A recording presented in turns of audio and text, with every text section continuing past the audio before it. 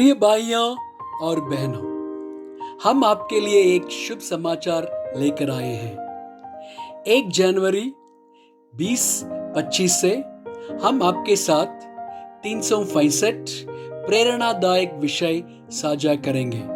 साल के हर दिन हम हर एक विषय और उसे संबंधित वचनों को पोस्ट करेंगे।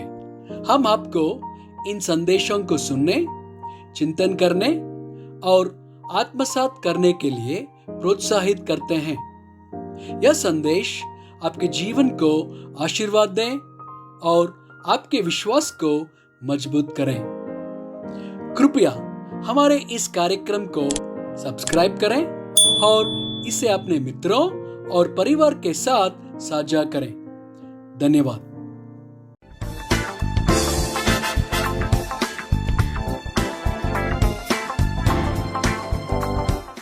आज 78वां दिन है और विषय है अलग होने का साहस करें। एजकेल 14 वचन 14। तब चाहे उसमें नूह, दानियल और अयूब ये तीनों पुरुष हो, तो भी वे अपने धर्म के द्वारा केवल अपने ही प्राणों को बचा सकेंगे। प्रभु यहोवा की यही वाणी है। उत्पत्ति 6 वचन 5 से 9। और यहोवा ने देखा कि मनुष्यों की बुराई पृथ्वी पर बढ़ गई है और उनके मन के विचार में जो कुछ उत्पन्न होता है सो निरंतर बुरा ही होता है।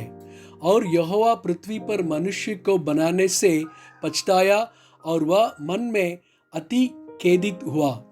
तब यहोवा ने सोचा कि मैं मनुष्य को जिसकी मैंने सृष्टि की है पृथ्वी के ऊपर से मिटा दूंगा।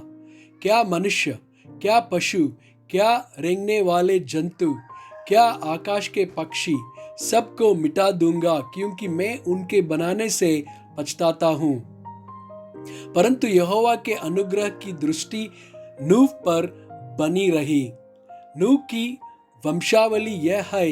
नूह धर्मी पुरुष और अपने समय के लोगों में खरा था और नूह परमेश्वर ही के साथ साथ चलता रहा। अयूब 1 वचन 1 से 5। उज देश में अयूब नाम एक पुरुष था। वह खरा और सीधा था और परमेश्वर का भय मानता और बुराई से परे रहता था। उसके 7 बेटे और 3 बेटियां उत्पन्न हुई। फिर उसके 7,000 भेड़ बकरियां, 3,000 ऊंट, 500 जोड़ी बैल और 500 गधियां और बहुत ही दास दासियां थी। वरन उसके इतनी संपत्ति थी कि पूर्वियों में यह सबसे बड़ा था। उसके बेटे अपने अपने दिन पर एक दूसरे के घर में खाने पीने को जाया करते थे और अपनी तीनों बहनों को अपने संग खाने पीने के लिए बुलवा बेचते थे। और जब जब जेवनार के दिन पूरे हो जाते तब तब अयूब उन्हें बुलवाकर पवित्र करता और बड़ी बोर उठकर उनकी गिनती के अनुसार होम बलि चढ़ाता था, क्योंकि अयूब सोचता था कि कदाचित मेरे लड़कों ने पाप करके परमेश्वर को छोड़ दिया हो। इसी रीति अयूब सदैव किया करता था। दानियल 6 वचन 1 से 5।